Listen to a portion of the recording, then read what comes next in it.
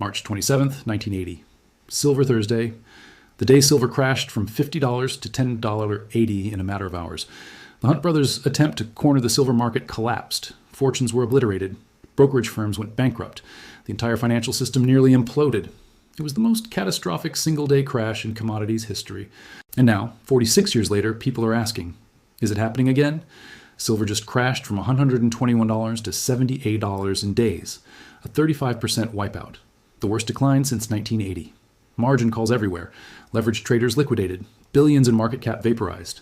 The comparisons are obvious. Big rally followed by massive crash, accusations of manipulation, questions about whether the squeeze was real or artificial. Debates about physical versus paper markets. The parallels are eerie. But here's what nobody is telling you. 1980 and 2026 are fundamentally different. What the Hunt brothers tried to do with borrowed money and leverage, China is doing with cash and industrial demand. What failed in 1980 because it was artificial speculation is succeeding in 2026 because it's driven by structural supply deficits. If you want to understand what really happened on Silver Thursday, why the comparison to today is both accurate and completely wrong, and what it means for where silver goes next, hit that like button, share this with someone who needs perspective, and let's analyze the most misunderstood crash in market history. This is the breakdown that separates myth from reality. Silver Thursday, 1980.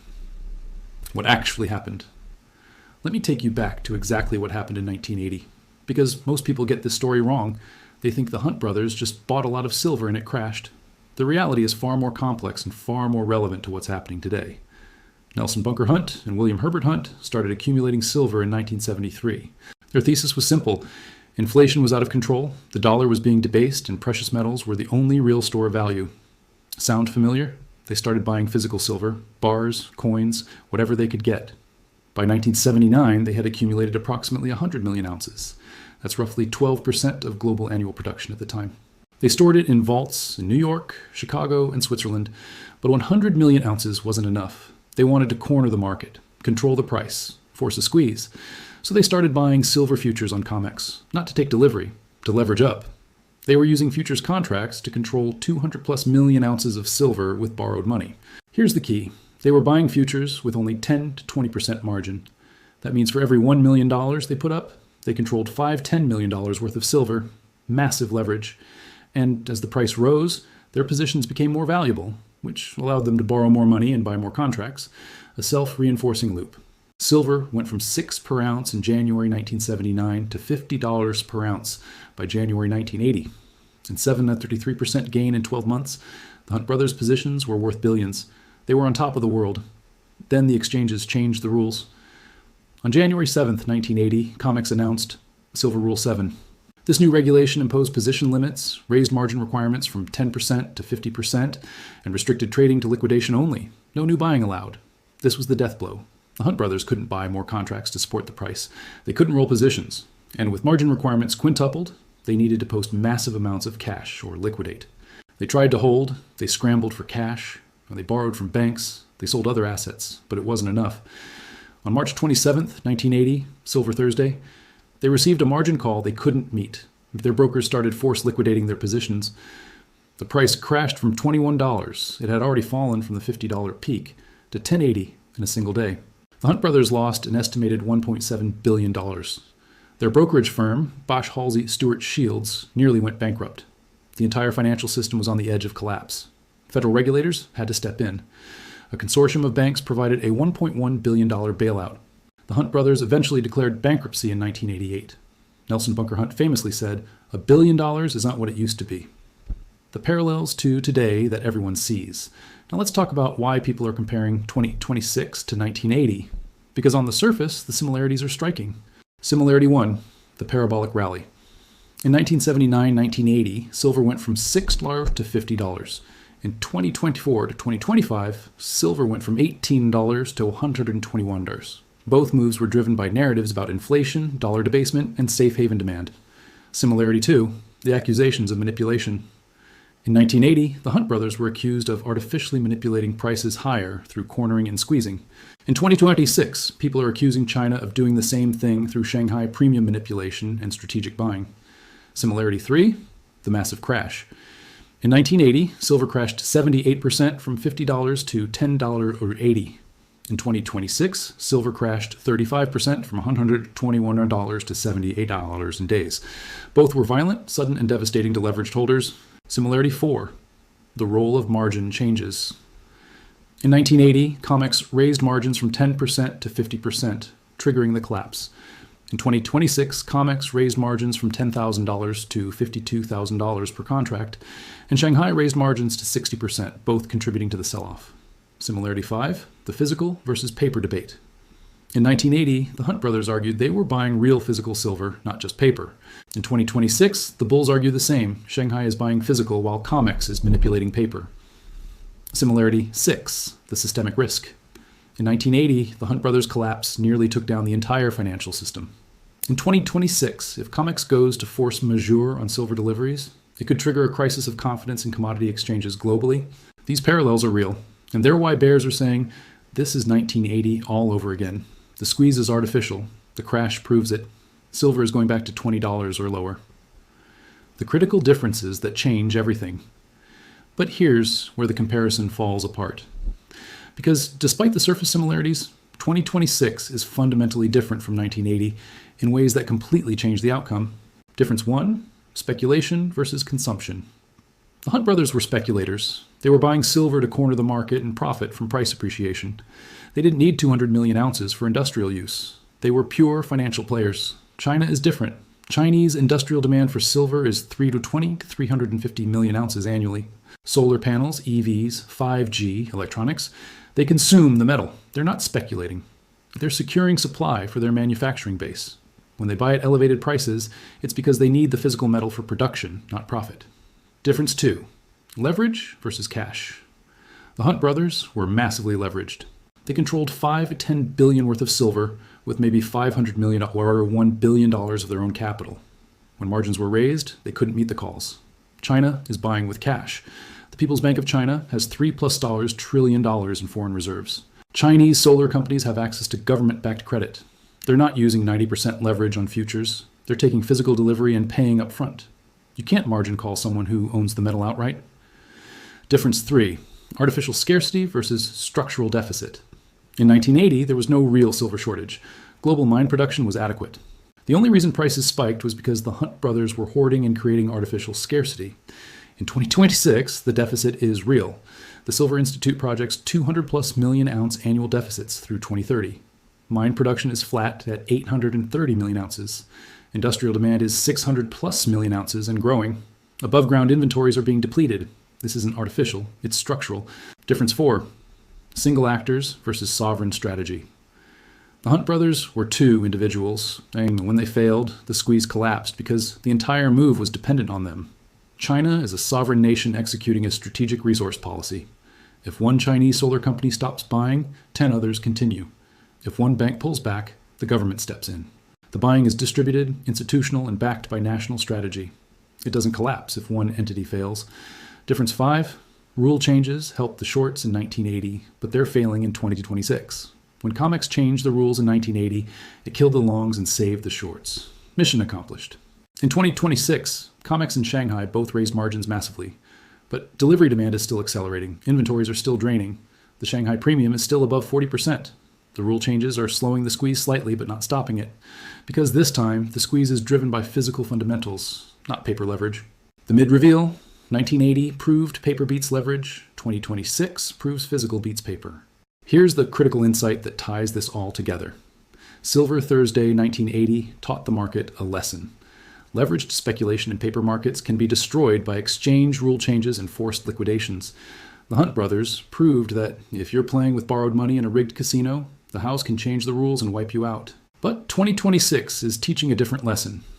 Physical demand backed by sovereign cash and industrial needs cannot be defeated by paper manipulation indefinitely. China is proving that if you control physical supply, if you're willing to pay premiums, if you're buying for consumption rather than speculation, the paper market eventually becomes irrelevant. The crash from $121 to $78 looks like 1980. But the rebound to 85 and the persistent 40% plus Shanghai premium looks nothing like 1980. Because after Silver Thursday, the premium disappeared. Physical aligned back with paper. The squeeze was over. This time, the premium is holding. Physical isn't aligning with paper. The divorce is persisting. And that's the signal that this is not 1980. This is something new. The Hunt brothers were right, just early and over-leveraged. Here's the controversial take. The Hunt brothers' thesis was correct. They were right about inflation. They were right about dollar debasement. They were right that silver was undervalued. They were just wrong about execution. Look at what happened after Silver Thursday. Silver bottomed at $10.80 in March 1980. By early 1983, it was back above $50. By 2006, it was at $15 again. By 2011, it hit $49.80, almost exactly where the Hunt brothers got blown out. If they had bought 100 million ounces in physical and held it without leverage, they would have eventually been proven right. The problem wasn't the thesis. It was the leverage and the attempt to squeeze the market using borrowed money in a system controlled by their enemies. Nelson Bunker Hunt died in 2014. Silver was trading around $20 at the time. If he had held his original 100 million ounces from 1973, purchased around 3 or 6 through all the crashes, he would have died with a $2 billion silver position. Instead, he died bankrupt. The lesson isn't silver squeezes don't work. The lesson is leverage squeezes and rigged paper markets don't work. Physical accumulation with patience wins. Speculation with borrowed money loses. The data that proves 2026 is different. Let me show you the hard data that proves this is not 1980 repeating. 1980 inventory data. COMEX registered inventories during the Hunt squeeze were approximately 120 to 150 million ounces. After the crash, they stayed elevated. There was no shortage. The market had plenty of physical silver. 2026 inventory data. COMEX registered inventories are 34.6 million ounces. That's 77% lower than 1980 levels in absolute terms. And as a percentage of open interest, it's even worse. This is a real shortage. 1980 delivery data. After Silver Thursday, delivery demand collapsed. Open interest fell 60%. Nobody wanted to take delivery anymore because the squeeze was over. 2026 delivery data. After the crash from $121 to $78, delivery demand increased. February intentions are 14.2 million ounces, up from 12.8 million in January. The squeeze is not over. Physical buyers are accelerating. 1980 premium data. After the crash, physical premiums over COMEX went to 0 or negative. You could buy physical cheaper than futures because dealers were desperate to liquidate inventory. 2026 premium data. The Shanghai premium is $43, a 50% plus markup, and it's not compressing. Physical is trading at massive premiums to paper, indicating persistent tightness. 1980 industrial demand. Annual industrial demand for silver in 1980 was approximately 300 million ounces. Mine production was 300 plus million ounces. The market was balanced or in surplus. 2026 industrial demand. Annual industrial demand is 600 plus million ounces. Mine production is 830 million ounces. But investment demand, government buying, and above-ground inventory depletion create a 200 plus million ounce deficit. The market is structurally short. The data is clear. 1980 was an artificial squeeze that collapsed when the speculators were wiped out. 2026 is a structural shortage that persists despite the paper crash. The 3 critical takeaways. Here's where we stand. Number 1, Silver Thursday 1980 was a leveraged speculation bubble that collapsed when exchanges changed margin rules and forced liquidations. The Hunt brothers controlled 200 plus million ounces with borrowed money, tried to corner the market, and got destroyed when COMEX raised margins from 10% to 50%. The crash from $50 to $10.80 wiped them out and nearly collapsed the financial system. Number 2, the 2026 crash from $121 to $78 looks similar on the surface. Parabolic rally, accusations of manipulation, massive crash, margin hikes, but the fundamentals are opposite. 1980 was leveraged speculation with no real shortage. 2026 is cash-backed industrial demand with structural deficits. The Hunt brothers were individuals who failed. China is a sovereign nation executing long-term strategy. Number 3, the proof is in the aftermath. After 1980, premiums disappeared, delivery demand collapsed, inventories stayed high. After 2026, the Shanghai premium is 50% plus. Delivery demand is accelerating to 14.2 times tomorrow's month. COMEX inventories are at 34.6 hours and draining. This is not 1980 repeating. This is physical beating paper, not leverage being crushed. The unresolved question. The tension that remains. The bears see the 35% crash and say, this is 1980. The squeeze failed. Silver is going back to $20. The bulls see the 50% Shanghai premium and accelerating deliveries and say, This is the opposite of 1980. The squeeze is just beginning. Who's right? Is the crash to $78 the end of the move, proving that squeezes always fail when exchanges change the rules? Or is the rebound to $85 with a persistent 50% premium the proof that this time is different because it's driven by physical, not paper? History doesn't repeat, but it rhymes. Silver Thursday 1980 taught us that leveraged squeezes in paper markets fail. The question is, does that lesson apply to cash-backed physical accumulation by sovereign nations? Or is 2026 teaching us a new lesson? That when physical demand is real and persistent, the paper market eventually breaks. Final word. Do your own research. Study 1980. Understand what actually happened. The Hunt brothers weren't evil villains. They were early on a correct thesis, but wrong on execution. They tried to squeeze a rigged system using leverage. They lost.